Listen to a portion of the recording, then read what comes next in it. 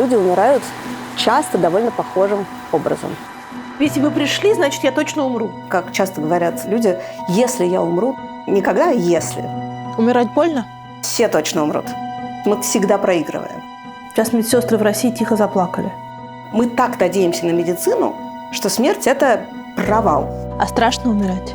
Главное – не расчесывать свои собственные страхи. Смерть стоит того, чтобы жить?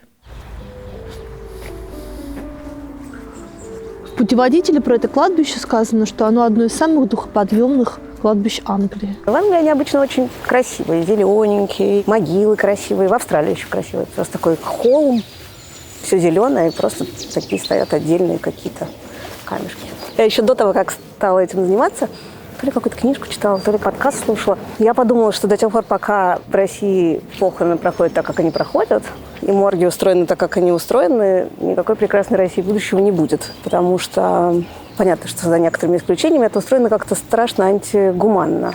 И то, что люди позволяют с собой в момент, когда они максимально ранимые и открыты, делать с собой вот это. Ты приезжаешь в морг рано-рано утром, ты не выбираешь когда. Тебе назначили время 8:45, холодно, слякотно, ты едешь куда-то на край города. Там вот эта страшная какая-то бетонно-мраморная коробка без окон. Ты стоишь на улице, мерзнешь. Там идет такой конвейер с металлическими этими каталками, куда кладут гроб, завозят. Следующие в очереди стоят, и еще люди в очереди стоят.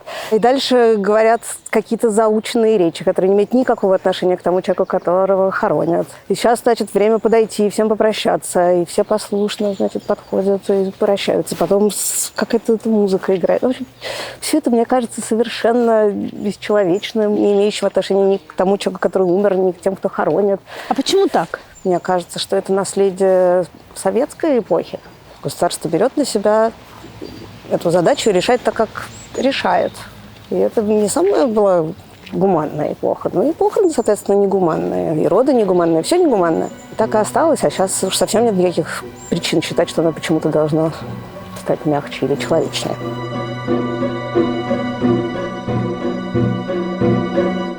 Саша, вы доула смерти, и мы пришли к вам, чтобы поговорить и о том, что это за новейшая профессия, что делают люди этой профессии и как вам удалось ее получить. Главное, что вы еще по этой профессии работаете в Англии. Давайте по порядку. Кто такая доула смерти? Звучит угрожающе. Пожалуй. Доула смерти – это человек, который занимается сопровождением умирания. Это не человек медицинской специальности. Я не медик, хотя работаю рука об руку с медиками, а я сопровождаю умирающих и их близких на всем протяжении этого пути. Он может быть довольно долгий. Доула смерти так звучит, как будто это в самом-самом-самом конце. Доула смерти звучит так, как будто это вот та самая баба с косой. Да, то есть если вы пришли, значит, я точно умру. Все точно умрут. Да, Спасибо. Даже если я не приходила. На самом деле есть два варианта, как называть. Есть доула смерти, а другой способ называть это доула конца жизни. И вот на моем британском бейджике в хосписе написано как раз end of life doula, то есть конца жизни, а не смерти. Идея в том, что это сопровождение умирания, это задача, которая стоит передо мной, сделать так, чтобы этот период с самого конца, который может длиться месяца, может недели, может часы, прошел немножко легче или немножко осмысленнее, в идеале и то, и другое, и максимально близко к тому, как этого хочет сам умирающий и его близкий. Сколько эта профессия существует? Всегда есть кто-то, кто рядом с человеком, который умирает. В этом смысле в этом нет ничего специально нового. Но вот в такой формулировке доула смерти появилась эта профессия в конце 90-х. Основатель был мужчина, Генри Ферско Вайс в Америке. Был доулой родов. А дальше подумал, что странно, что у нас нет такого явления для того, чтобы сопровождать умирание, так же комплексно. То, что по-английски называется быть адвокатом пациента. Да? То есть это не буквально адвокат, конечно, но следить за его интересами в самом полном смысле этого слова. И он стал такой доулой, основал организацию, которая объединила американских доул. Как вообще доула переводится? Это греческое слово. Она, на самом деле, в Греции это буквально переводится, кажется, как служанка, но это была такая повитуха, служанка, которая помогала роженице до родов и потом с младенцем. Вот что-то такое. Где этому учат? профессия, которая пока никак нигде не регулируется. В этом смысле любой человек может учить, любой человек может учиться как хочет, где хочет, и объявить себя доулой. Вы сегодня можете написать у себя в резюме, что вы доула смерти. Нет никакого человека, который скажет вам: нет, вы не доула смерти. В этом смысле объективно ничего не нужно, поскольку это государственно не регулируется ни в одной стране мира. Но вы работаете в хосписе официально? Я работаю в хосписе официально, и я даже и называюсь доула совершенно официально, да. То есть у вас есть реестр профессии? Я думаю, что это немножко иначе устроено. Когда была вакансия, были некоторые требования, в том числе, чтобы я прошла какое-то обучение, у меня был какой-то паллиативный опыт. Дальше была презентация с моей стороны и собеседование. Этого оказалось достаточно. Сколько за это платят? Это абсолютный, на самом деле, минимум, который можно платить в Британии. Но мне и так очень повезло, потому что, кажется, это буквально первая такая официальная ставка, что у нас в хосписе, что вообще в Лондоне, что вообще в Англии. Я веером разослала во все лондонские хосписы, что я хочу приехать на практику на пару недель. Понятно, что никому не нужен человек на практику на пару недель. Нужна какая-то стабильность. Я приехала первый раз, и мне ужасно понравилось. Просто мне показалось, что я совершенно в каком-то раю, и вокруг меня ходят настоящие какие-то божества. И, кажется, они тоже испытали ко мне какую-то симпатию. Вот. Поэтому я приехала второй раз, потом я приехала третий раз, потом я приехала четвертый раз и спросила, не могу ли я... Я в это время жила в Грузии. Я спросила, не могу ли я что-нибудь делать из Грузии. А мне сказали: ну, если ты приехала, мы тебя на работу взяли, а так, к сожалению, нет. И выяснилось, что на самом деле есть некоторый бюджет, который под это можно использовать, но это открытая вакансия, они не могут просто взять меня, они должны объявить открытый конкурс, они объявили открытый конкурс, который я прошла. Это не потому, что я хочу залезть в ваш карман, Да, но да. чтобы я хочу понимать, на какую зарплату может претендовать человек, который решает это выбрать своей стезей. Это примерно в 2 раза меньше, чем медсестра, и это получается 2200 фунтов в месяц. Что, еще раз, по меркам разных других стран гигантская сумма, но учитывая цены и жизнь здесь, это очень маленькая зарплата. То есть получается, что медсестра в Англии получает 4000 фунтов. Зависит от уровня медсестры. У них, как у каратистов, есть разные пояса и уровни, и там сильно варьируется, но да. Сейчас медсестры в России тихо заплакали. Да.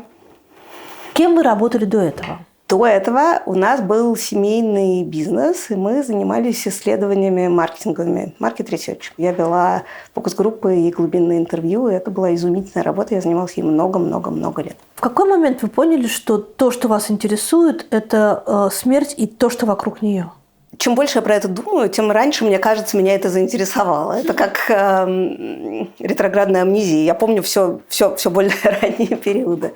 Мне кажется, смерть меня заинтересовала довольно рано. Но вообще всех людей смерть интересует довольно рано. Просто дальше от нее немножко отвлекаешься в какой-то момент, мне кажется. Ну, обычно смерть интересует детей в тот момент, когда они понимают, что однажды они умрут. Значит, сперва мама умрет, а потом я умру. Мне кажется, что в детстве на меня произвело впечатление не что я умру, а в ситуации смерти рядом ощущение моей неуместности. Боюсь, что это прозвучит как-то очень пафосно, но я помню свое очень яркое впечатление. Я читала в детстве Анну Каренину.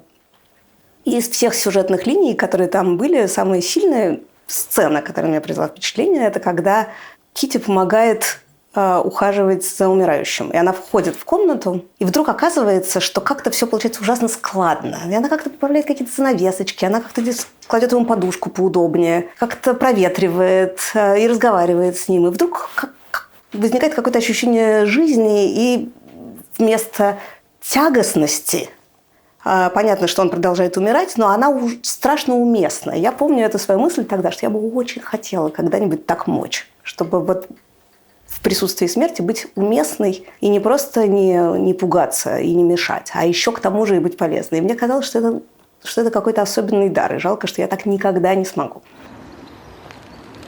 Почему вы решили стать именно доулой смерти, а не, например, доулой рождения?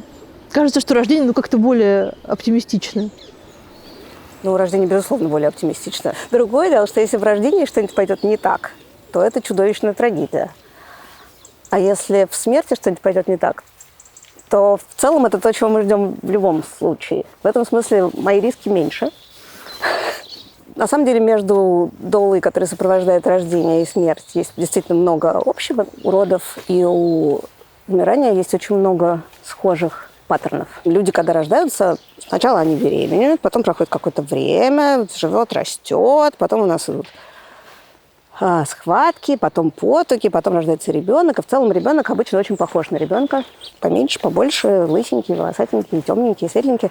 Но в целом обычно младенцы очень похожи друг на друга. У умирания тоже есть свой план. Люди умирают часто довольно похожим образом. То есть в тот момент, когда человек получает диагноз, который ограничивает продолжительность его жизни и который не его нельзя вылечить, ему можно помогать, но вылечить его нельзя, он еще в этот момент не умирает, он болеет. Болеет сильно. Но он продолжает болеть. Это примерно как беременность. Да? Он как бы продолжает болеть. А там ты продолжаешь, ты в себе это растишь, но ты еще не рожаешь. Нельзя сказать, в тот момент, когда ты получил 2 полоски на тесте, что ты рожаешь. Ты же не рожаешь, ты просто беременный. Так и тут. Ты не умираешь, ты просто болеешь. А потом в какой-то момент наступает период, когда человек идет вниз по склону, довольно резко. А потом он действительно начинает умирать. У этого есть конкретные признаки. Называется фаза активного умирания. И это прямо какой-то период. Примерно как схватки. День, 2, 3, 4. Иногда меньше. Но и роды бывают очень быстрые, стремительные. Иногда это дольше. правда, что говорят, что как вот у женщины незадолго до родов опускается живот? Да. И это прям верный признак, что скоро-скоро. Да. Так каким-то образом у умирающего изменяется нос. Нос. Я думаю, что это правда в том смысле, что если вы не видели его вчера, позавчера и позапозавчера, а видели его за 2 недели до этого, то вы увидите большую разницу. И поскольку люди в конце жизни часто перестают есть и перестают пить, то мы можем видеть действительно заострение черт лица. Но это не то, что вот позавчера не было, а сегодня есть. Это все-таки довольно плавный процесс. Вы можете, глядя на человека, сказать, что вот он в финальной стадии умирания? Могу. И какие признаки у этого будут? Человек будет находиться, скорее всего, в очень глубоком сне. Это такой полусон, уже и не сон. То есть разбудить его, реально говоря, невозможно. Часто бывает такое, что мышцы потихоньку начинают расслабляться. Если по аналогии с родами все постепенно синхронизируется, да, вот в родах. Сначала какие-то хаотичные схватки, потом чуть-чуть. А тут все наоборот. Потихоньку все рассинхронизируется и разбалтывается. Мы видим, что сердечный ритм становится неритмичным. Мы видим, что температура тела становится нестабильной. То есть, может быть, подняться температура, опуститься, может быть, жар, может быть, наоборот, холод. Или он, может быть, лоб горячий, руки ледяные, ноги ледяные. В общем, все расходится. Глаза могут быть полуоткрыты, хотя человек спит, потому что, чтобы закрыть глаза, реально говоря, нам нужны силы мышцы, чтобы их закрыть. Если их расслабить, они будут в таком, не открыты, не закрыты. И, например, челюсть то же самое. Чтобы ее держать, нам вообще-то нужны мышцы. Еще, поскольку расслабляются легкие, расслабляются мышцы в глотке, то мы можем слышать дыхание такое. Вот это не очень комфортно. Сопорок слушать. называется. То есть мы слышим слюну, которая не до конца проглатывается, совсем-совсем самый конец, когда мы вдруг слышим резкое изменение дыхания. Например, оно было... Мы все выпиваем каждый год за Чейна Стокса, от которого умер Сталин. Вот, на самом деле, Чейн Стокс – это не только Сталин, это типичный паттерн дыхания в конце жизни, когда есть глубокий вдох, потом пауза, и кажется, может, это был последний, а потом вдруг поверхностное дыхание, потом опять глубокое, потом опять поверхностное.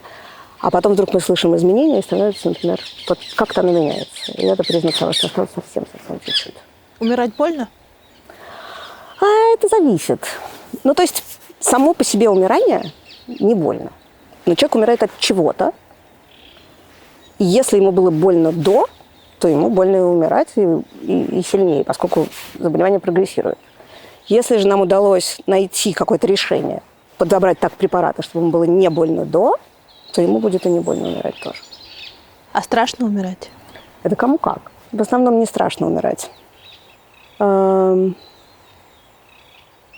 В том том числе потому, что одна из вещей, которые люди испытывают в самом конце, это мучительная усталость. И Усталость? Усталость, да. Они это описывают как то, что я устал так, как никогда в жизни. Что это невозможно ни руку поднять, ни ногу поднять, что как бы такая совершенно всепоглощающая усталость. Когда ты так устал, у тебя так мало сил, тебе уже не страшно. Тебе просто уже как бы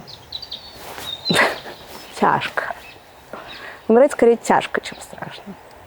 А вы видели людей, которые бы смертельно не хотели умирать, но все равно умерли? Да. И тогда они борются до самого конца? Да. Это гораздо более тяжелая смерть обычно. И ваша профессия существует для того, чтобы в том числе самого пациента примирить с тем, что он умирает? Не совсем.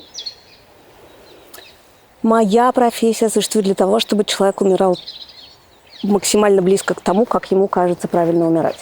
И это не в 100% случаях означает, что он хочет умирать спокойно.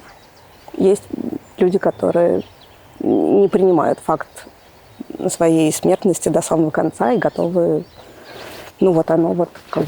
это их воля. Но выбраться никому еще не удавалось. В смысле, вообще не умереть никогда? Нет. Как происходит процесс нанимания вас на работу? Сейчас моя жизнь устроена просто так же, как у хосписной медсестры. У нас хоспис обслуживает огромный район Лондона, примерно в 1,5 миллиона человек. При этом койки у нас 32. Стационар? Да. Стационар 32 места. И то они целиком не заполняются, они остаются частично свободными. То есть почти все, что мы делаем, это на дому. Есть большая команда медсестер, которые каждый день ездят на дом и помогают обустроить там все так и подобрать так терапию, чтобы человеку было комфортно дома. И я приписана к одному из районов, большому, мы разделены внутри хосписа на 5 разных районов. Я сижу вместе с медсестрами. Они изумительные, они совершенно фантастические. Они разговаривают с людьми, к которым они приезжают на визиты, так, что я когда первый раз поехала, я не поверила своим глазам. Мне казалось, что так не может быть. И куда я вообще лезу? И как я могу что-то...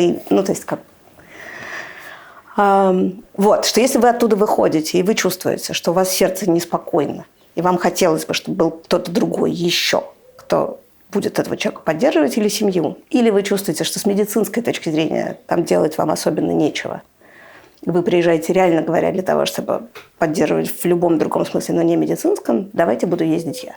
И так постепенно я набираю свою клиентуру, как бы. Это англичане? Это люди, которые живут в Англии. Вы с ними говорите по-английски? Да. У вас есть языковой барьер в этом смысле? Я волновалась очень по этому поводу, потому что это же все про разговор, про правильно подобранные слова.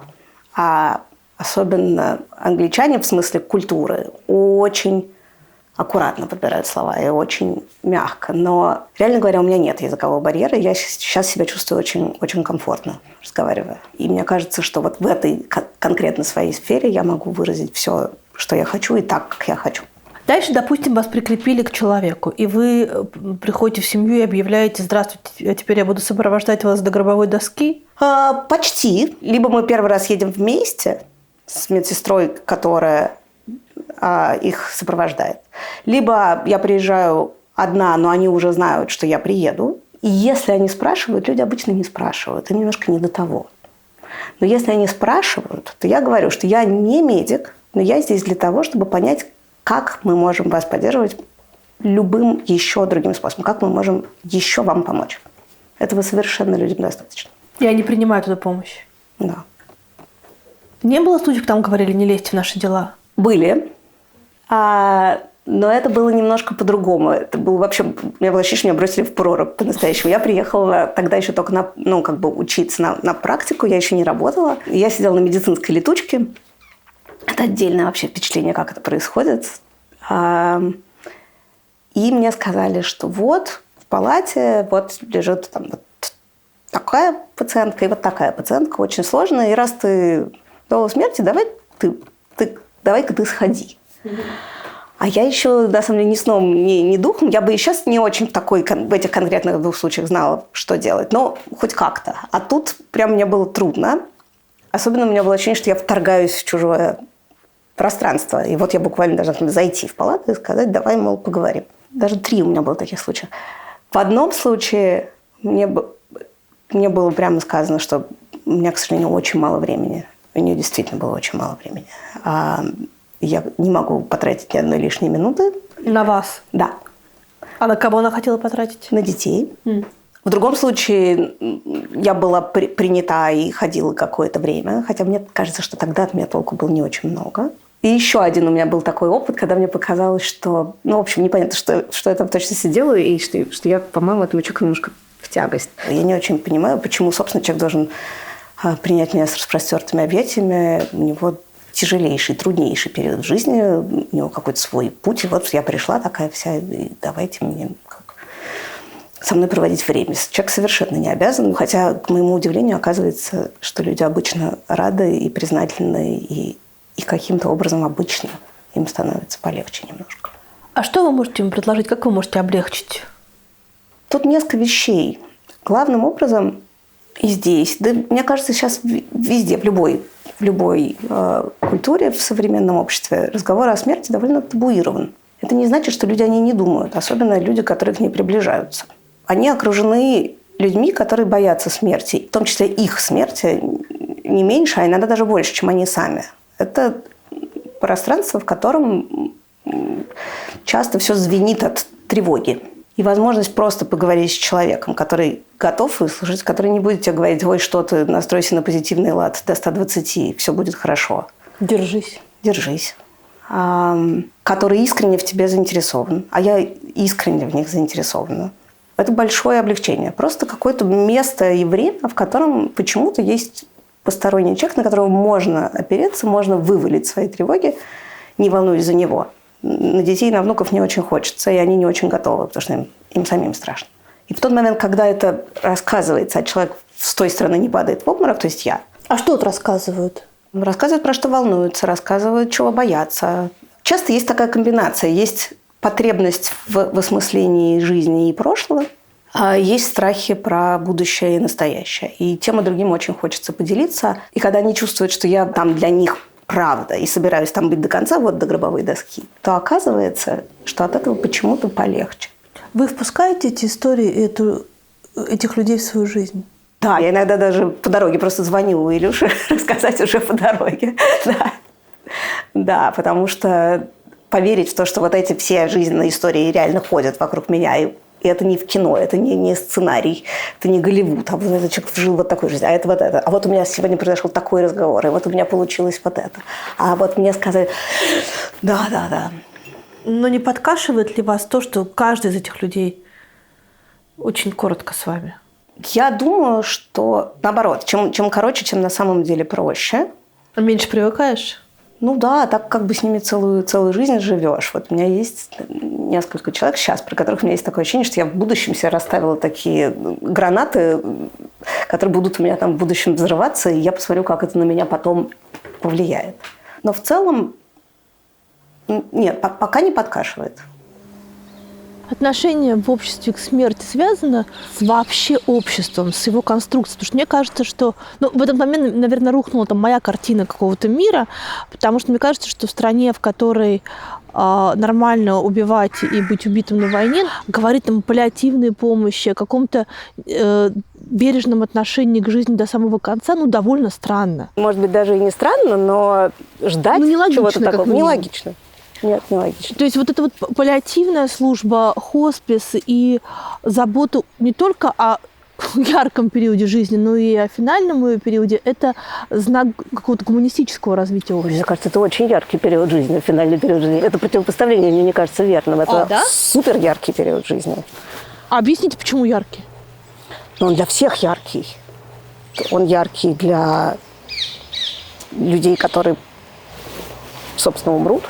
И для близких. То есть это целая история, а потом попробовать вспомнить, что вообще-то что-то было еще до. Часто близкие после смерти помнят как раз этот последний кусок, поскольку он затмевает все, что было до этого. Это столько эмоций, переживаний, горя, смысла, всего на свете. Но это точно не скучно. Никому не скучно.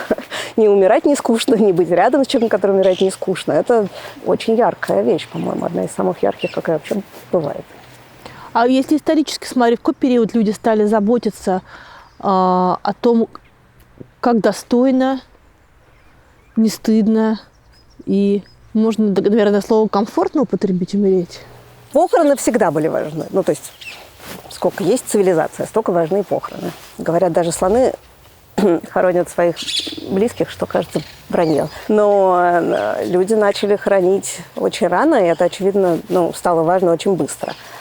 А вот процесс умирания в целом это признак позднего времени, потому что до какого-нибудь 19 века вообще дожить до старости шансов было не так уж много. И люди умирали примерно равномерно в любом возрасте. И спонтанная, резкая, неожиданная смерть гораздо более частое событие в жизни, чем, наоборот, ожидаемое.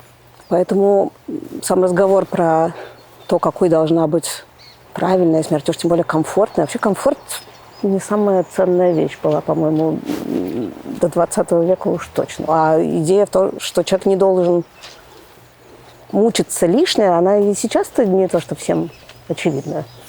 Не то, что так все считают, что главное избежать, чтобы избежать мучений. Это тоже не очевидная мысль. Вот кого-то прям серьезного хоронят, такую машину выдали им. Просто кого-то хоронят. Я тут недавно видела похороны. Прямо вот мимо моего дома, где мы живем, ехала огромная колесница с белыми лошадьми, с золотыми каретами. Какие-то, как в Золушке, прям как какие-то пажи. А так можно сделать? Можно как угодно сделать. Это все стоит денег, понятно. Но можно сделать гроб в цветах радуги, можно сделать его плетеным, можно на колеснице, можно пешком в гамаке, можно все, что угодно. Для многих людей это очень важный момент, завершающий, что ли, закрывающий гештальт. И хорошо, чтобы они проходили с каким-то чувством, признанием индивидуальности человека. Но реально здорово, когда есть какая-то традиция, которая человеку важна. Например, вот здесь очень часто бывает такое, что у близких есть примерно сколько угодно времени ждать, пока они будут готовы и пока они решат, как именно они хотят, чтобы это проходило. И они могут при этом приходить и навещать. Тело? Да. И многие так и делают? Это совсем не так страшно, как звучит. Потому что это продолжение линии, в которой человек умирает дома. Не то, что мы его видели больным, потом мы его не видели неизвестно сколько, потом мы в ужасе пришли, посмотрели на его хладный труп, а потом быстрее запихнули в землю, и все, и все закрыли. Да, человек умирает постепенно, часто долго, близкие с ним. И я когда разговариваю с близкими умирающих, то я им говорю, что первое вы должны сделать, когда вы поняли, что ваш близкий умер. Ничего. Вам не надо делать ничего. Нет никакой спешки. Вот вы можете с ним быть столько, сколько вам нужно. А вот когда вы уже готовы, то можно позвонить. И дальше уже есть какая-то инструкция. Кому, зачем, как и что. Боже, какой молодец. Он бегает по кладбищу. Да, здесь очень часто и бегают по кладбищу, и с собаками гуляют. Иногда бывает отдельная дорожка, где можно с собаками, где нельзя с собаками. И дети гуляют, и кусты с ежевикой растут. Ну, вообще, когда хорошая погода, здесь ходят люди. Это место прогулки. Вот смотрите, бедняжка, он 31 декабря умер. Это самая распространенная дата смерти. 31 декабря? В этой культуре скорее 24 декабря или 25 декабря. То есть накануне Рождества? В Рождество и в Новый год пик смерти в любой культуре. На самом деле, то, когда люди умирают, очень от них зависит. И люди ждут. И они хотят отпраздновать последнее Рождество или они хотят отпраздновать последний Новый год. И они могут... Они тянут, иногда просто не дотягивают. Но вот они умирают прямо до или сразу после. Поразительно, насколько это статистический пик. И на выходных люди умирают больше, чем в будни. С одной стороны, это необъяснимо, а с другой стороны, может быть, они ждут, когда приедет кто-то из близких, кто должен их навестить в выходные или что-то такое. Вы так говорите, как будто бы в смерти есть какая-то воля. В смерти есть воля. Не у всех, не всегда, но, кажется, ее довольно много. А какую первую смерть вы увидели близко? Многие из нас видят первый раз мертвого на похоронах. Это если тебя взяли на похороны? Если тебя взяли на похороны. Я увидела первый раз мертвого человека очень-очень не рано. И я не могу сказать, что произвело на меня какое-то очень сильное впечатление. Было сколько-то там, например, 20. До этого я вот так вот вблизи не видела никогда. Меня не брали на похороны, действительно. Но потом какое-то количество раз на похоронах, а потом уже когда занялась этой профессией. Надо ли детей брать с собой на похороны и прощание? Никакого универсального ответа нет, но считается, что да, надо. Что вообще всем хорошо сходить на похороны, потому что происходит какое-то закрытие. И при том, что умом мы все понимаем, что человек умер, но пока мы не увидели этого вживую, мы не увидели глазами, нашей психике очень сложно начать горевать. И происходит иррациональная торговля. Как бы мы видим человека, который нам кажется, что он идет по улице. Потому что мы умом знаем, что он умер. Но считается, что психике легче перейти к горю и принятию, если ты видел. И даже советуют прям сфотографировать тело умершего, чтобы у тебя была эта фотография, чтобы ты мог на нее посмотреть в моменты, когда тебе кажется, что этого не может быть. Этого просто не может быть. Сколько должен длиться период горевания, по правилам каким-то существующим? По нашим методичкам он должен длиться совершенно сколько угодно. И на самом деле никакое горевание окончательно не проходит никогда. Есть разные теории горевания и как это происходит. Одна из лидирующих теорий сейчас, что вот здесь такое горе, которое не то что постепенно уменьшается, а просто жизнь накладывает дополнительные слои сверху, и как бы жизнь становится еще больше, больше, больше постепенно. А горе-то остается такое же, как было. Но в любом случае первый год – это как бы только зачин. Пока ты не отметил первый день рождения свой без этого человека, первый день рождения этого человека без него, первый Новый год без него, первое что-то без него, это, считай, ты еще не начал почти. А что происходит с человеком, у которого нет возможности горевать? Это как? Тысячи жен и матерей, семей сейчас солдат в России, которые не имеют возможности ни толком похоронить своих мертвых, ни толком погоревать по ним, потому что они должны сразу переходить к стадии гордости. И получается, что они потеряли внезапно своего близкого человека, с одной стороны, с другой стороны, они его там как-то наспех похоронили, хорошо, если было тело, и с третьей стороны, они не могут по нему горевать, они должны радоваться. Что он герой. Я думаю, что никто не может предписать человеку, что он должен на самом деле чувствовать. Можно делать вид, что ты чувствуешь то или другое. По телевизору много показывают родственников, которые получают государственные награды за своего мертвого. Говорят о том, как они ими гордятся. Никто не плакал. По телевизору, наверное, много чего действительно показывают. Если представить себе жертв с украинской стороны, они, безусловно, гордятся, им есть чем гордиться. Мне не кажется, что это мешает горю. Горе – это горе, гордость – это гордость. Часто горевание при насильственной смерти гораздо более травматичное и долгое, и болезненное, чем горевание при естественной и ожидаемой смерти, особенно если это пожилой человек. Нам есть куда это уложить, и нам совершенно некуда уложить насильственную смерть. Мы не знаем, как с ней иметь дело. И большинство людей гордится своими близкими, независимо от того, воевали они или не воевали. Я не думаю, что здесь есть какое-то противоречие. Мне кажется, что такая любой травма. официоз мешает себя чувствовать комфортно. Любая публичность, кажется, тоже часто может мешать. Горе есть горе. Можно его не отгоревать осознанно, но оно никуда не денется. Будет психосоматика или еще что-нибудь. Оно не может просто исчезнуть. Я из города, где, это написано во всех справочниках, самое большое в Европе кладбище. Оно раньше было на окраине города, а теперь подпирает город прямо в жилые районы. И в детстве мы туда ездили с бабушкой, и пока она ухаживала за могилой дедушки, что мне, кстати, казалось всегда странным, он умер уже, и что там ухаживать. И я расхаживала по другим могилам, и придумывала про этих людей истории. Смотрела там их имена, фамилии, даты рождения и смерти. И таким образом у меня образовалось целое сообщество как будто бы знакомых мне людей. И я даже иногда про них вспоминаю, как про каких-то действительно серьезных участников моей жизни. Но на старых кладбищах эта яркость, эта живучесть, она как будто отдаляет. Здесь не выглядит так, как будто кто-то действительно умер. Да, но если вот снять этот слой снять и еще вырыть, то там реально будут лежать вот кости вот этого человека. Это кто у нас? Кейти.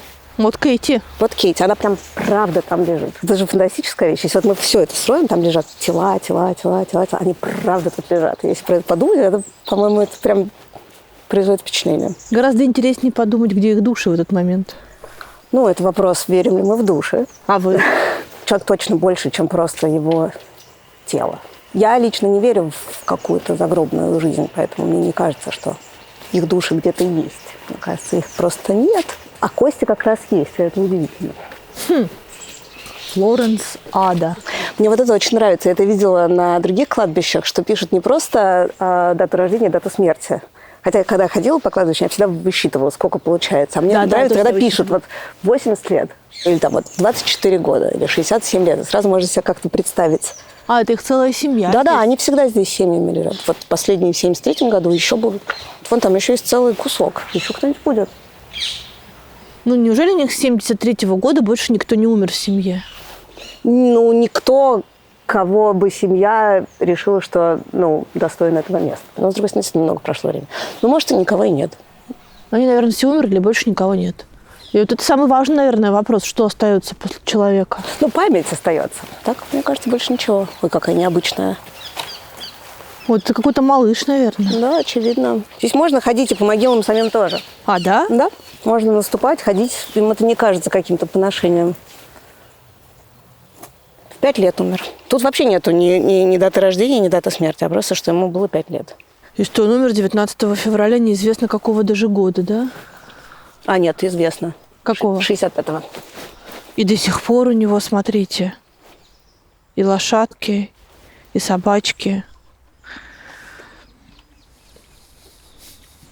С чем они его поздравляют? Ни с чем, просто пишут, что очень скучают до сих пор. А это нормально так долго горевать?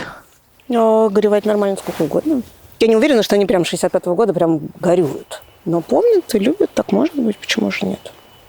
А в какой момент вы поняли, что вы готовы поменять свою профессию психолога и поменять свой семейный бизнес, связанный с исследованиями, на профессию доулы смерти? Мне казалось это очень притягивающим еще до того, как я решила, что я буду этим заниматься. Я читала всякие книжки, я слушала всякие подкасты, и как-то вот меня туда тянуло. Такой прямолинейный путь к источнику смысла. Что вот можно вот так, а почему-то, оказывается, можно просто напрямую. Так, кротовья нора, вот прям в самую серединку. Но при этом так вот взять и поменять жизнь очень непросто. У нас была действительно совершенно изумительная. Есть компания, чудесные люди, осмысленная работа, хороший заработок, у меня комфортная жизнь. Но потом началась война, и я поняла, что я сама больше не могу этой работой заниматься. Мы уехали молниеносно, прям в первую же неделю после начала полномасштабной войны. А почему вы уехали? У меня возникло ощущение, что мы проиграли окончательно. Что я больше не готова бороться. Что с одной стороны страшно, а с другой стороны, что мы проиграли, и тогда уже надо начинать какую-то новую, другую жизнь. А можете чуть подробнее этих «мы» описать? Ваш муж, популяризатор науки Илья Колмановский. Вот вы занимались исследованиями. А еще кто эти «мы», которые проиграли? Есть ближайший круг этих «мы», а есть более широкий. Мы не так давно встречались на этот год, Новый год, и на прошлый Новый год. Количество объявленных иноагентами или людей, на которые открыто уголовное дело, больше, чем тех, на кого нет. Вот эти все «мы», мне кажется, мы проиграли. Но не только эти «мы», а еще все те, кто выходили на протесты, все те, кто стояли с счастливыми улыбками во время Белого круга на Садовом кольце. В общем, все те, кто надеялись на прекрасную Россию будущего, я, к сожалению, к ним не отношусь больше. У меня в этом смысле надежд осталось очень мало. Окончательно российская часть жизни для меня закончилась, когда убили Алексея Навального. В этот момент я почувствовала полный перелом, что у меня было ощущение, что у меня там сидит заложник, и его убили.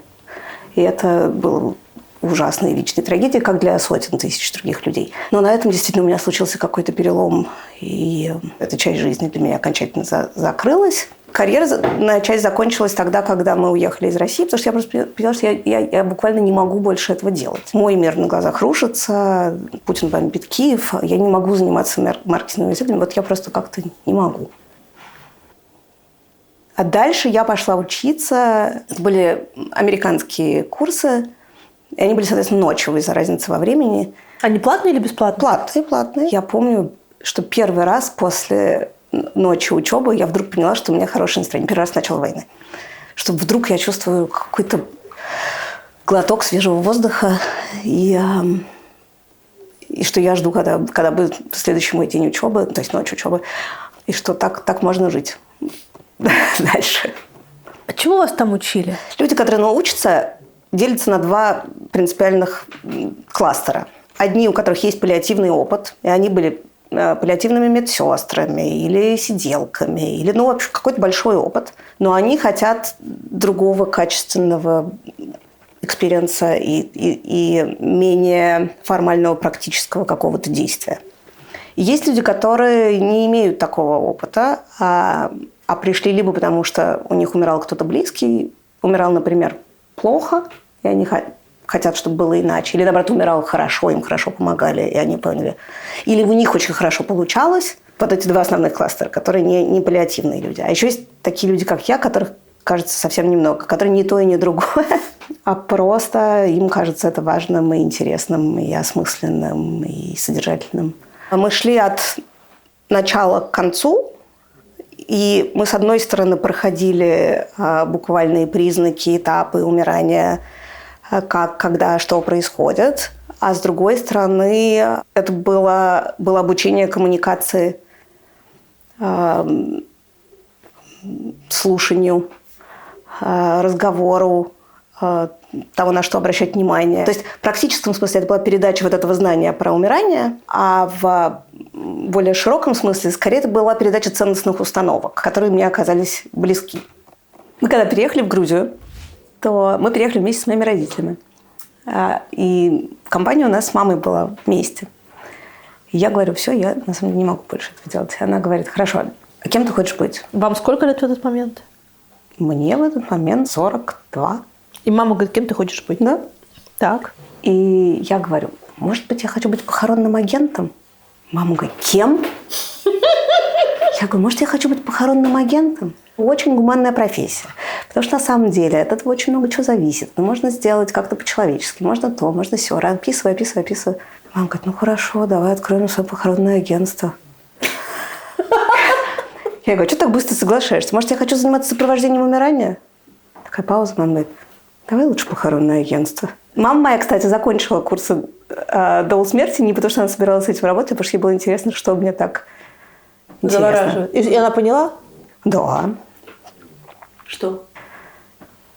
Но это же удивительное явление, когда почему-то человек допускает тебя в эту часть своей жизни, когда уже совершенно не обязательно соблюдать какие-то приличия, вот что-то такое. У него это супер ограниченный ресурс, когда он проживает такие острые переживания, и столько всего у него происходит.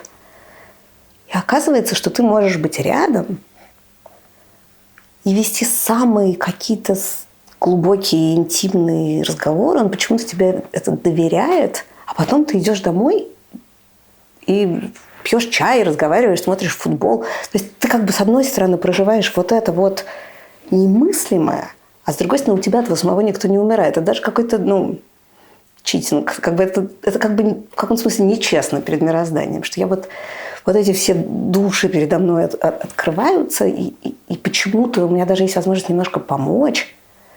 И даже какой-то есть смысл в том, что я там, и им почему-то от меня становится легче. А при этом я сама никак не страдаю. Это какая-то ужасная в этом есть несправедливость. Как это вообще возможно и можно? А когда люди хотят обычно умирать?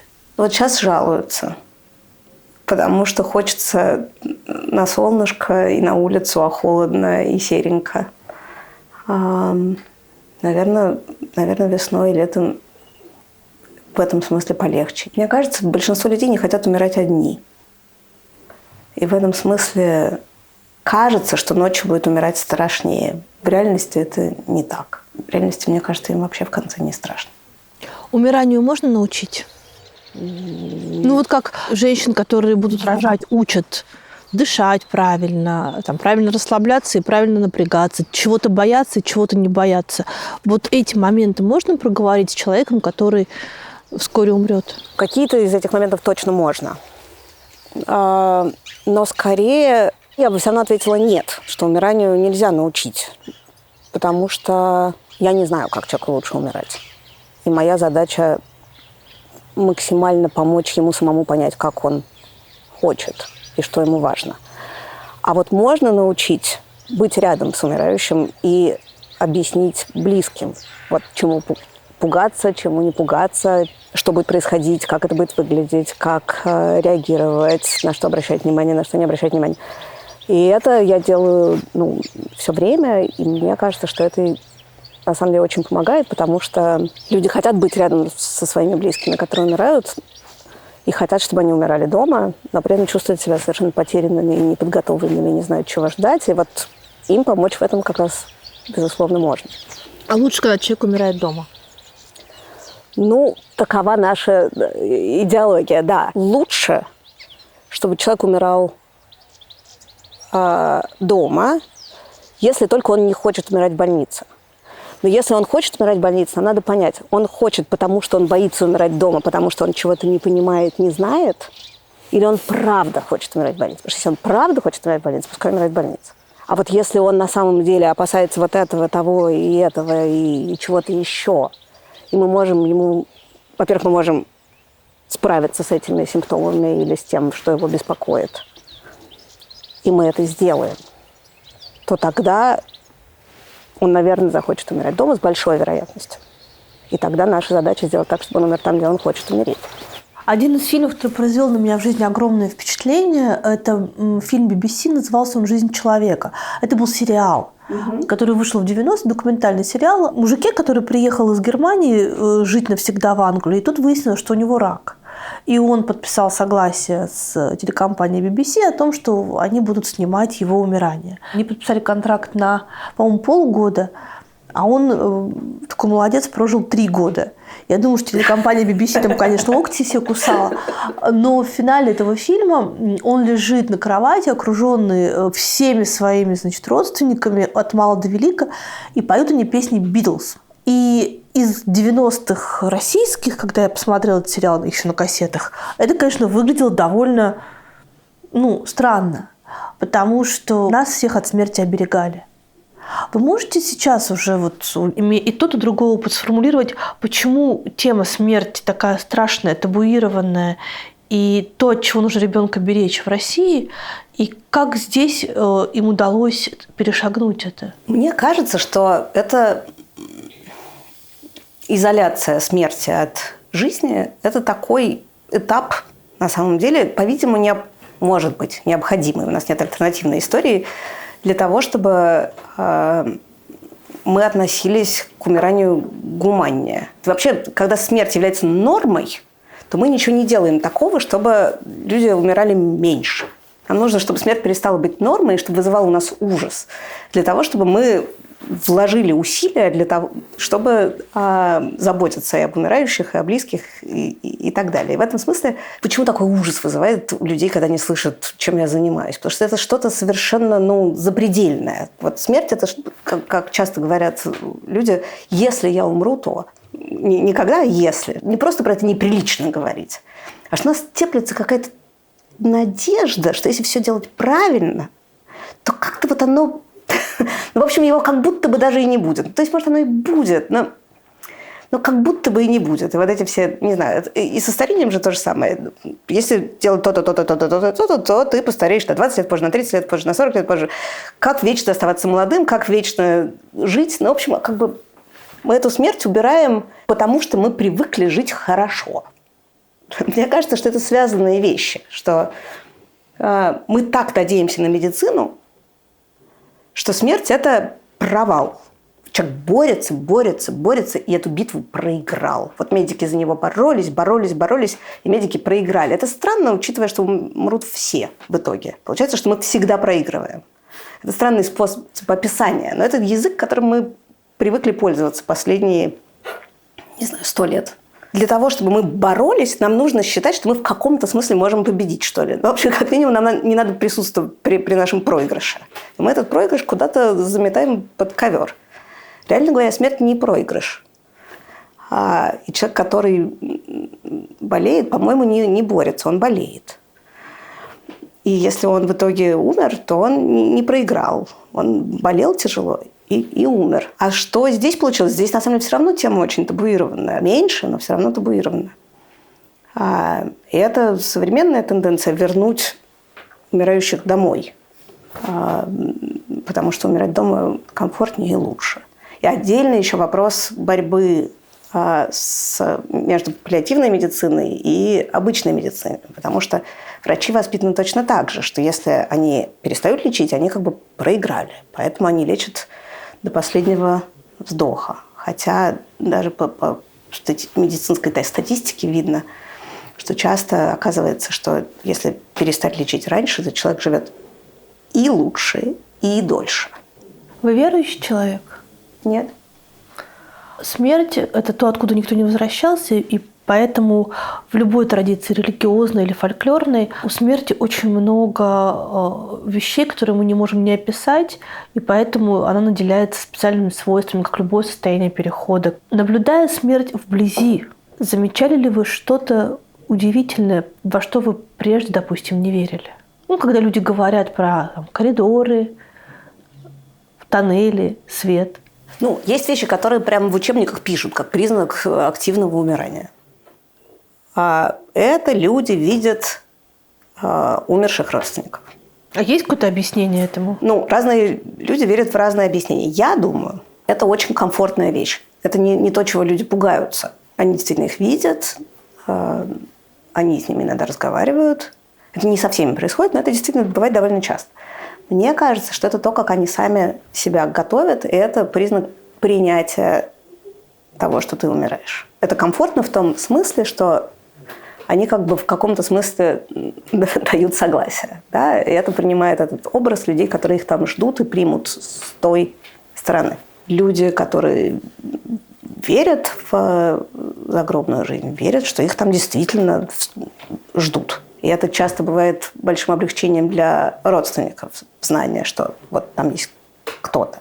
Другое дело, что иногда родственники, наоборот, считают, что человек сошел с ума, у него делирий, надо что-то срочно предпринимать, но тут мы всегда можем успокоить. Моя роль в том числе – это убрать лишние страхи, лишние тревоги по поводу того, что человек не ест, не пьет последние дни и недели, по поводу галлюцинаций и миллион всего другого, что людей беспокоит. Что еще из мистического? Дальше бывают рассказы близких.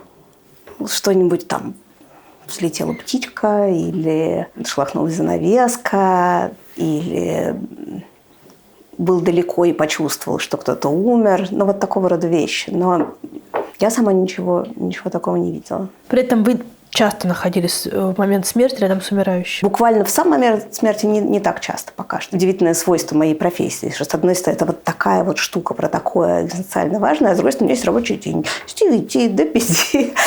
А люди умирают в очень разное время. Ой, все хорошо, все свои. Ты умная? Да, ой, и очень грустная. А у вас в хосписе есть там собаки? Кошка. Кошка? Кот. Это проводник в другой мир. Вот вы зря не верите. Был кот. Потом в какой-то момент я прихожу, а там стоит его фотография. Умер кот в бабочке. Чего, завели нового кота? А чего вы боитесь? Я думаю, что есть такой масштаб горя, который меня собьет с ног. Удивительным образом большинство людей умирают без этого масштаба горя. Люди умирают обычно довольно спокойно. А близкие люди обычно, безусловно, горюют и горюют по-настоящему, но это не сбивающее с ног горе. Посмотрим, как я устаю, когда это цунами случится. То есть я боюсь налажать. Я обязательно это сделаю. Все когда-нибудь обязательно ошибутся. Ничего страшного. Значит, надо будет дальше как-то это принять и двигаться дальше. Главное научиться не расчесывать свои собственные страхи. Поскольку мои страхи про моих близких, Иногда я чувствую, что это подходит очень близко. Вот тут должна быть выстроена какая-то защита. Не примерять чужую смерть на свою? Это невозможно. Я бесконечно это делаю на своих близких, да. О, смотрите, вот тут тоже вся их семья. Но ведь прям давненько уже здесь. Да. Густав, Эмиль. Вот видите, там написано gone, but never forgotten. Да. А это неправда. Вроде как обещается не забвение, а все равно забвение. Вот тут смотрите, какая у него страшная смерть была. Значит, the only son of the above. Что такое Black Watch? 1918 год. На войне он, наверное, Конечно. погиб. И вот эти Эмиль и Елена, они умерли своей смертью. А сын их, Густав, Да, но интересно, кто его похоронил, потому что и мама, и папа умерли до. Так что кто-то его похоронил. и кто-то И написал, собирается не что... забыть. Да, и собирается не забыть. Целая книжка. А мама пережила папу на всего почти меньше, чем год. Хотя моложе его была на 11 лет. Могли бы вы порекомендовать, допустим, 5 книжек не страшных про смерть, которые стоит прочесть, чтобы понять, как устроен переход? Самая большая проблема в слове «не страшных». Потому что вопрос, что страшно, что не страшно. Когда я тогда читала, мне было очень страшно.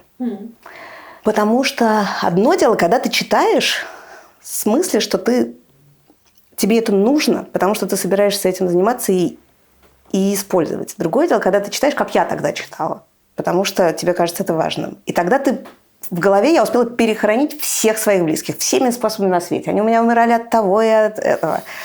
У меня даже была такая книжка. Если твой муж умирает, если твой брат умирает, если твои дети умирают, если твоя сестра умирает, если ты умираешь. И ты в голове все это... И это, как бы она ни была написана, это довольно страшно, пока ты себе все это представляешь. Более того, у меня были такие периоды, пока я жила в Грузии, когда я практически ничего не делала, а только училась и читала.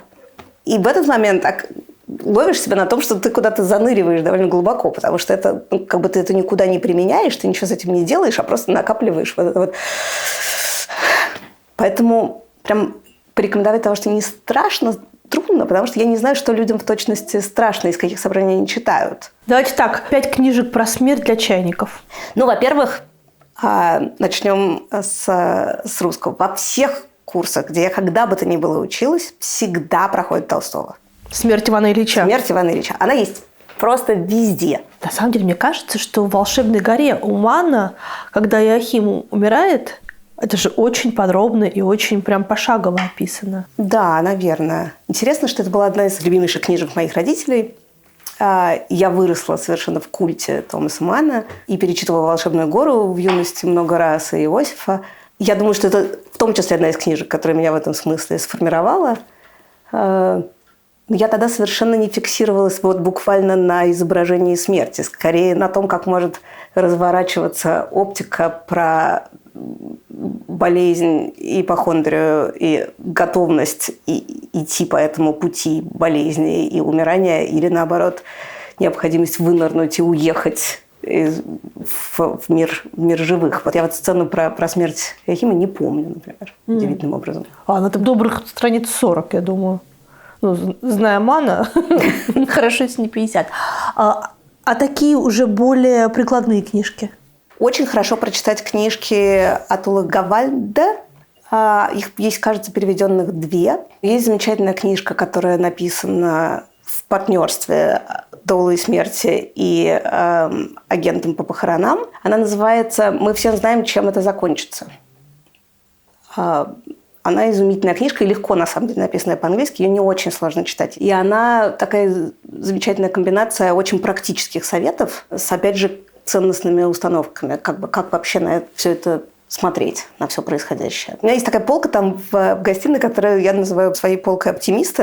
Это, да, ваша? Полочка оптимиста. Боже, сколько здесь этих голых землекопов. Ну, тут не только голые землекопы, тут тихоходки, аксолотли и землекопы. Они нам обещают вечную молодость. Они нам обещают радость тех, кому или уж их подарят. А ваши здесь что? Вот это. Все мы знаем, как это заканчивается. У меня даже их 2, потому что одна у меня была, а другую мне подарила медсестра в хосписе, которая оказалась, что она соавтор кусочка. Умереть хорошо, терапия горя, Это еще про горе. быть смертным, дорогой Альцгеймер. Очень классная книжка, я ее читала. Деменция. Ну, я смотрю, да, действительно, все такое. Если про деменцию, то вот эта замечательная книжка. Венди Митчелл. Она написала 3 книжки. У нее была ранняя деменция. В 58 лет ей поставили деменцию. Она успела прожить еще 10 лет. Мне кажется, эту книжку должны прочитать все люди на Земле, даже те, которые совершенно не интересны ни деменция, ни умирание. Просто потому, что она про человеческий дух и удивительное отношение к себе, к смерти, к жизни, ко всему. Я очень надеюсь, что когда-нибудь ее переведут на русский. Не думаете ли вы, что ваше решение стать доулой смерти связано в том числе и с тем, что вы ту себя прежнюю в каком-то смысле похоронили? Нет? Мне кажется, я прямо очень я. И все, что я умела до этого, в этой работе очень мне помогает. У каждого человека есть сильные свойства. Вот мои сильные свойства здесь совершенно все применимы. Какие? Весь мой предыдущий опыт здесь применим. У меня есть ощущение, что когда я на работе, то у меня такая разгонка идет, что я просто супер быстро думаю. И это про то, чтобы думать, про то, чтобы осознавать происходящее, про выстраивание какой-то траектории, понимание, что человеку нужно, умение отвлечься от себя. Меня в этом разговоре как бы почти нет. И это все, что я делала предыдущие 20 лет своей профессиональной карьеры. В этом смысле эти мои навыки никуда не были отметены в сторону. Я продолжаю учиться, безусловно, и, наверное, через 20 лет мне покажется, что я совсем ничего не умела 20 лет назад, но что-то у меня получается, и во многом благодаря тому, что я делала раньше. А вы вообще могли бы себе представить себя, занимающейся тем, чем вы занимаетесь сейчас здесь, в Англии, в России? Да. Тут очень важно, что базовые потребности закрыты. Паллиативная служба очень налаженная. Здесь, в Лондоне? Здесь, в Лондоне, в Англии вообще в целом. Моя роль в случае, когда не закрыты какие-то базовые потребности, и человек мучается от боли, она немножко вторична все-таки. А это все от хорошей жизни в каком-то смысле. Вот, а так люди везде умирают, конечно. Это я купила такую игру, потому что мне рекламировал Инстаграм, что в нее можно играть и с людьми с деменцией тоже. А у меня довольно много людей с деменцией среди людей, которых я опекаю. А что в чем смысл?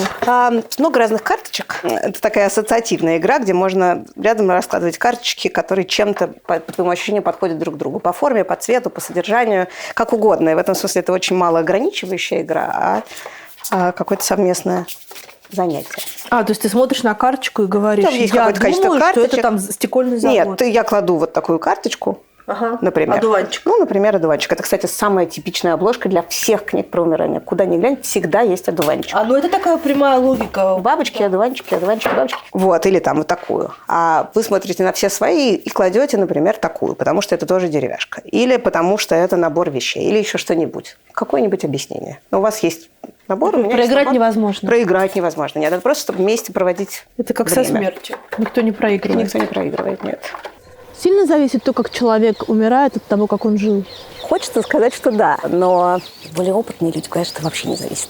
Но мне все еще кажется, что зависит. Но мне кажется, что люди, которые устроены более гармоничным образом, обычно умирают гармонично. А что значит устроено более гармоничным образом? Как сказал когда-то одна из судей Конституционного суда в Америке, когда было дело по поводу порнографии, когда спросили, а что является порнографией? Она сказала, I know it when I see it. Есть люди, которые каким-то образом умудряются жить так, что не находятся в конфликте с миром и с собой. Это удивительное человеческое свойство. И вот мне кажется, что такие люди обычно умирают спокойно. И это независимо от их религиозных представлений и веры. Отдельно надо сказать, что вообще молодые люди умирают намного тяжелее, чем пожилые. Объективные психологические причины. У них есть близкие, которых особенно тяжело оставлять. Это могут быть дети, могут быть пожилые родители. И вообще какое-то ощущение несправедливости. Как-то это не укладывается в голове и в душе. Чем человек дольше прожил, тем чаще он умирает спокойно. Значит ли это, что люди, которые были злодеями в жизни, умирают плохо? Очень в этом сомневаюсь. Эвтаназия. Важный вопрос, в том числе и к человеку, сопровождающему смерть. Это очень сложный вопрос и очень актуальный, особенно здесь и сейчас, потому что буквально только что закон прошел первые 2 чтения про ассистированный суицид. Это немножко другое, чем эвтаназия, но это нюансы. И он здесь будет. Но это реализованное право человека умереть тогда, когда он решил, а не когда смерть пришла. Ну, смерть почти пришла. Все-таки это важно. Ну да, Да, это не это то, что вот- в очереди за хлебом, да. Да, это не то, что вот я сейчас приду и скажу, что я хочу, и получу эту услугу. Да, там есть очень, очень четкие ограничения, кому можно, кому нельзя. И в Англии это будет решать вообще суд, судя по всему, в каждом конкретном случае. Если бы я была одним из людей, кто голосует в парламенте, я бы голосовала, наверное, за. Если бы это был кто-то из моих близких, я бы голосовала, наверное, против. Но это очень зависит от того, чем человек болен. Сейчас закон устроен так, как минимум, что те люди, про которых я бы согласилась, что да, не будут иметь этого права, а те люди, про которых я бы про своих близких не хотела бы, чтобы они им воспользовались, будут иметь на это право. А это как? Ну, условия будут такие. У человека должен быть прогноз 6 месяцев, прогноз жизни 6 месяцев или меньше.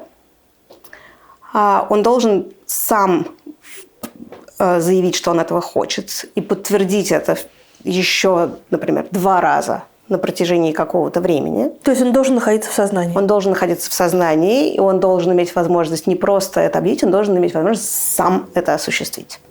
Он должен взять эту таблетку сам, положить ее себе в рот и запить. То есть это человек, находящийся в относительно бодром состоянии? Да. То есть, например, люди с деменцией не смогут воспользоваться ассистированным суицидом. Люди с motor neuron disease, как же это будет по-русски? Боковой амиотрофический склероз. Да, в общем, люди, То есть которые, люди с параличом тех или иных конечностей которые не смогут... постепенно мышцы отказывают, и они постепенно теряют контроль над собственным телом, а в итоге дыхание, глотание и все остальное умирают таким способом. Они не смогут, поскольку они не смогут принять. Ну и некоторые онкопациенты в терминальной стадии тоже не смогут. Некоторые онкопациенты в терминальной стадии тоже не смогут. И это вот общее место у людей, которые работают в паллиативной сфере, что это вот те, кому, если принимать такой закон, то это те, кому это нужно прежде всего. Потому что это тяжелое умирание, часто бывает. При этом я действительно считаю, что это право человека решать. И не осуществляя этого права, мы подталкиваем людей к суициду, что гораздо более травматичная вещь и происходит на гораздо более раннем этапе. При этом все равно мне лично с этим было бы непросто. Но принятие такого закона, мне кажется, в плюс, а не в минус. Вы читали про то, что теперь предлагают делать из умерших компост для удобрения земель? Да, но еще куча всего предлагают делать. Пластинки. Винил? Да. Так. Ну, кстати, может, неплохая идея. Перстни. Так. Песочные часы. Моменто море. Какие-то были еще фантастические идеи. Ну, понятно, что сажают дерево, и туда, значит, под это дерево. Вот это моя идея. Да? Да. Хотя мне хотелось бы, чтобы все-таки меня развеяли. Про развеивание. Хозяйки на заметку. Прах очень тяжелый. Супер тяжелый. Когда вот эта идея взять и вот так вот дунуть, он полетит, нет, он весь осыпется на землю. Поэтому... Как в Беклебовске. Да, именно. Поэтому надо приложить некоторые усилия, потому что там как супер концентрированные, тяжелые. Ну, я хочу, чтобы меня развеяли над определенным морем, поэтому очевидно, что меня будут развеивать сверху. Ну и даже если упадет прямо вниз, главное не на лодку обратно. Потому что потом это сгребать. А вы бы что хотели? Я бы хотела, чтобы меня похоронили. Мне, честно говоря, ни та, ни другая идея не нравится. Ни чтобы меня сожгли, ни чтобы костьми. Но в целом, пожалуй, что костьми. Потому что вы хотели бы, чтобы к вам дети на могилу приходили? Я сама в жизни не ходила на могилы к родственникам. Никогда. И вообще у меня не было никаких ритуалов в семье с этим связанных. Совсем. А тут я, когда стала этим заниматься, то я подумала, что вообще в этом есть какой-то смысл, особенно если кладбище симпатичное. Нет, мне это все равно, будут они ходить или нет, поскольку с моей точки зрения меня не будет. А им, может быть, полегче. Не знаю. Ну, у меня план такой, что вот если меня развеют над морем, то дети мои будут плавать в море и общаться со мной духовно. Окей. Подумай. Sounds like a plan. Что вы о людях узнали за это время? Того, чего не знали прежде? Люди удивительные. То, сколько в людях помещается мужество, чувство юмора, заботы о других, какой-то удивительной стойкости и какой-то удивительной вдумчивости. Я встречаю поразительное количество совершенно изумительных людей. То есть, может быть, они всегда были такие чудесные, но вот в этот период какой-то максимальной открытости оказывается, что они совершенно изумительные. Люди очень хорошие в целом. Смерть стоит того, чтобы жить? Мне кажется, смерть стоит того, чтобы... То есть умирание стоит того, чтобы умирать. Мне кажется, что это очень осмысленный процесс сам по себе. А жизнь стоит того, чтобы жить. А смерть такая вещь, которая во многом даже делает, наверное, нашу жизнь осмысленнее. Не знаю, сейчас себе представьте себе, что мы с вами будем жить еще 800 лет. Я не против. Отлично, только совершенно непонятно, зачем надо сегодня учить французский, а не послезавтра. Куда такая спешка? То есть вы вообще не боитесь смерти своей? Мне бы не хотелось в ближайшие довольно много десятилетий. Мне кажется, что я совсем не хочу умирать. Но я не хотела бы умереть неожиданно и ночью. Я хотела бы знать, что я умираю. Выберите, пожалуйста, милосердие или справедливость? Милосердие. Свобода или стабильность? Свобода. Правда или безопасность? Правда. Родина или истина? Истина. И если не вас спросить, то кого? О том, что после смерти? Ничего. То есть как?